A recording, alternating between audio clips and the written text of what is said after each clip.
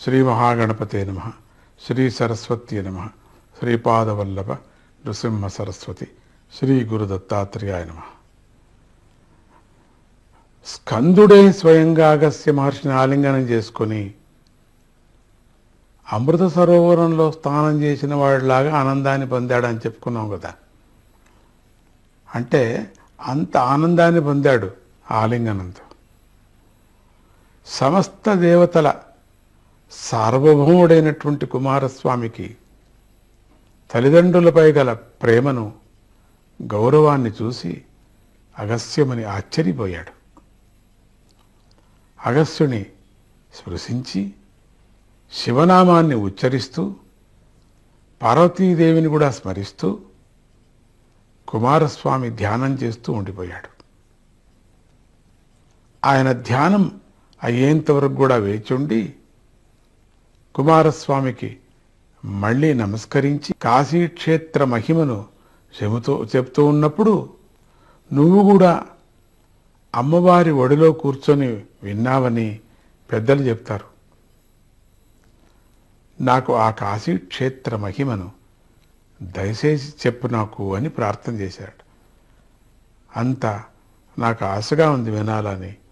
కాశీక్షేత్ర మహిమను ఊపిరినంత వరకు ఒక్కొక్క ఊపిరికి సందర్భంలోనూ కూడా ఆ కాశీక్షేత్ర మహిమను వినాలని చెప్పారు. నేను విన్నాను, ఒక్క పర్యం అనకూడదట కాశీక్షేత్ర మహిమను. నేను వింటూనే ఉన్నాను, ఆనందపడుతున్నాను. అయ్యో నేను ఎప్పుడు వినలేదే ఇది అని చెప్పాలట. అప్పుడే దాని మహిమ రెట్టింపు అవుతుందట.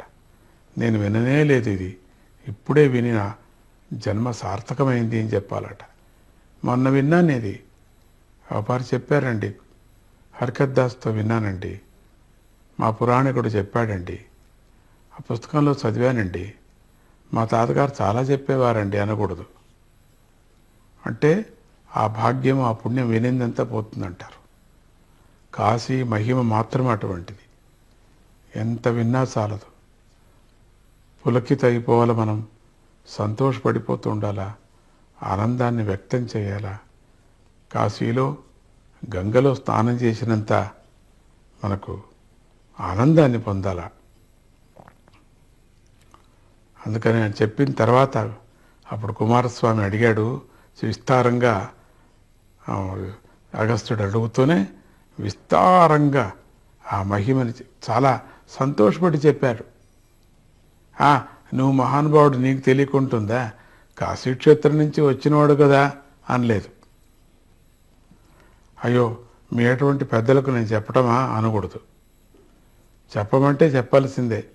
ఆ కాశీక్షేత్ర మహిమ అటువంటిది. సవిస్తారంగా కాశీక్షేత్ర మహిమను వివరించాడు. ఆ వివరణలో కాశీలోని మూలలు కూడా కుమారస్వామి చేత వర్ణించబడ్డాయి. అదే స్కాంద పురాణంలో కాశీఖండం అనే పేరుతో ప్రసిద్ధి చెందింది. కాశీఖండం చాలా అద్భుతమైనటువంటిది. ఎన్ని మాటలు విన్నా చాలదు మనకు. అప్పుడప్పుడు స్వామీజీ చెప్తూనే ఉంటారు, వేరు వేరే కథారూపంలో కాశీఖండాన్ని చెప్తుంటారు. కాశీకి వెళ్ళాము ఒక సంవత్సరం వెనకల మేము వెళ్ళి 7,000 భక్తులతో వెళ్ళాం, దత్త భక్తులతో. 7 రోజులు అక్కడ ఉన్నాం. ఆ కాశీలో మారుమోగిపోయింది నమశివాయ నమశివాయ. అక్కడ కాశీఖండం గురించి కూడా కొద్దిగా మనం 3 రోజులు చెప్పుకున్నాం. మా భక్తులందరూ భూ కైలాసానికి వచ్చారు. వైకుంఠం నుంచి కూడా వచ్చారు అక్కడికి.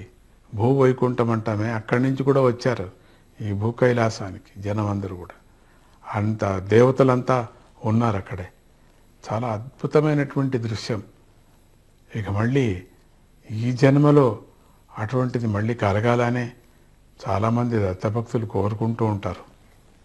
జై గురుదత్త, శ్రీ గురుదత్త.